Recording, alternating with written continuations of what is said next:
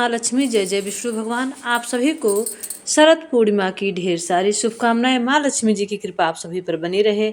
आज का शुभ मंत्र है ओम श्री ह्रीं क्लीं श्री सिद्ध लक्ष्मी नमः।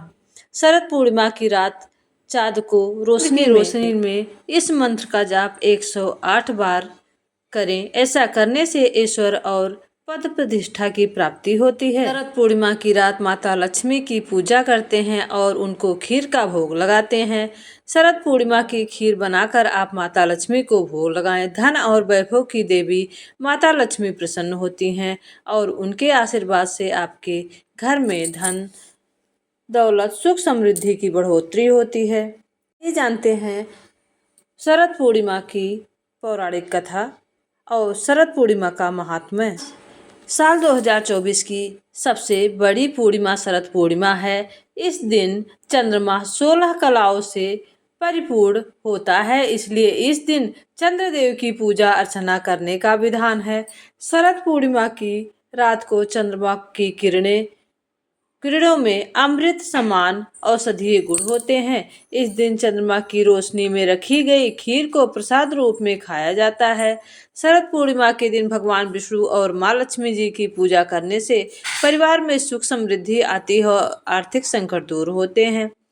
शरद पूर्णिमा के दिन तामसिक भोजन नहीं करना चाहिए और लहसुन प्याज का सेवन भी वर्जित है। इस दिन काले रंग का प्रयोग नहीं करना चाहिए और न काला कपड़ा भी नहीं पहनना चाहिए। शुक्ल पक्ष की पूर्णिमा को ही शरद पूर्णिमा, कोजगिरी पूर्णिमा और रास पूर्णिमा के नाम से जाना जाता है। कई लोग इस दिन व्रत रखते हैं। इस व्रत को कई जगह कौमुदी व्रत कहा जाता है। इस साल शरद पूर्णिमा 16 अक्टूबर को मनाई जा रही है। इस दिन भक्तजन शाम के समय माँ लक्ष्मी और विष्णु भगवान की विधि विधान से पूजा करते हैं और साथ ही व्रत कथा भी पढ़ते हैं, जिनके बिना यह व्रत अधूरा माना जाता है। इसलिए आपको चलिए सुनाते हैं शरद पूर्णिमा की पौराणिक कथा पूरा जरूर सुनिएगा। कथा के अनुसार एक साहूकार की 2 पुत्रियां थी। दोनों पुत्रियां पूर्णिमा का व्रत रखती थी, लेकिन बड़ी पुत्री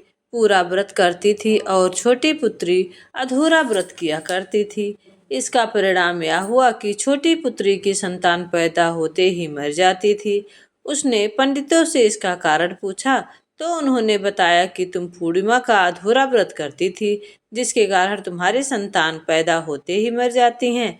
पूर्णिमा का पूरा व्रत विधि पूर्वक करने से तुम्हारी संतान जीवित रह सकती है। उसने पंडितों की सलाह पर पूर्णिमा का व्रत विधि पूर्वक किया। बाद में उसे एक लड़का पैदा हुआ, जो कुछ दिनों बाद ही फिर से मर गया। उस लड़की को एक पाटे पीढ़ा पर लेटाकर ऊपर से कपड़े से एक पाटे पर लेटाकर और ऊपर से कपड़ा ढक दिया। फिर बड़ी बहन को बुलाकर लाई और बैठने के लिए वही पाटा दे दिया। बड़ी बहन जब उस पर बैठने लगी तो उसका घाघरा बच्चे को छू गया।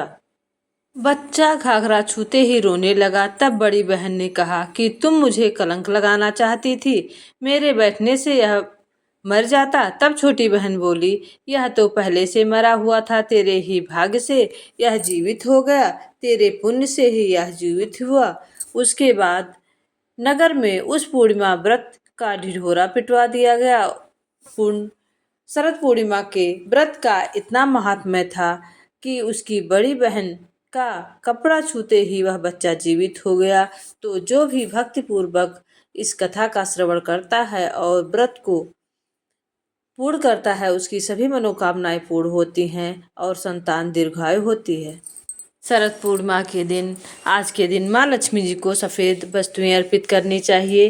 शरद पूर्णिमा के दिन ही माँ लक्ष्मी समुद्र मंथन से निकली थी।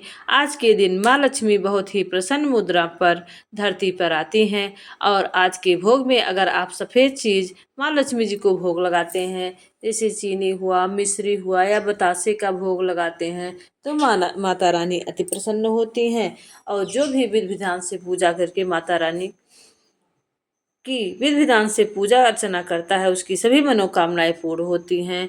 और आप शरद पूर्णिमा के दिन अपने छत पर खीर बना कर रख सकते हैं। खीर बना के रखने से जितने भी अमृत चंद्रमा में रोशनी से अमृत औषधियों का पान होता है, तो आपके खीर में वो प्रवेश करते हैं। आप उसे चलने से ढककर रख सकते हैं और फिर उसके बाद खाने से आपके समस्त रोग दूर हो सकते हैं। आपके घर में सुख समृद्धि और माँ लक्ष्मी जी का निवास हो जाता है। माँ लक्ष्मी जी हर रूप में, हर कष्टों में आपकी सहायता करती हैं।